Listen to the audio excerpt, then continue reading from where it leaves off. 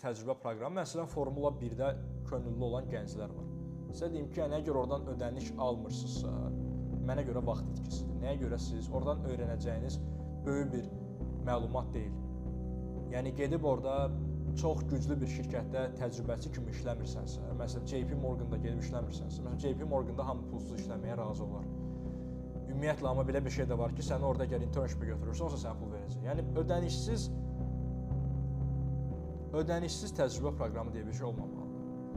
Sənə ödəniş verməlidirlər. Təcrübə proqramları orada yaxşıdır ki, yəni işin olmalıdır, bir normal şəkildə nəsə öyrənəsən. Yoxsa gedəcəksən, asan xidmətin qarşısında gözləyəcəksən ki, bəs mən könüllüyəm, təcrübə yığıram.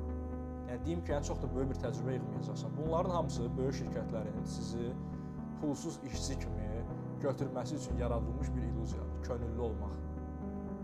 Nə qədər sərt səslənsə də bilirəm belədir. Yəni, orada sizə asan xidmətdən sertifikat verilir, Formula 1-dən sertifikat verilir. Real dünyada heç bir önəmi yoxdur. Yəni, o sertifikatın heç bir dəyəri də yoxdur.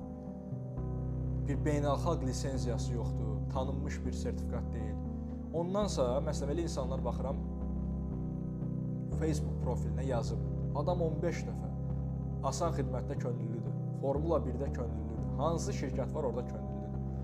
Nəyə görə, yəni, bir dəfə olarsan, görərsən ki, yaxşı deyil, ondan sonra könüllü olmarsan. Və könüllü olmaq yaxşı bir şey deyil. Könülsüz olmaq yaxşıdır. Nəyə görə könüllü olursan hər şey?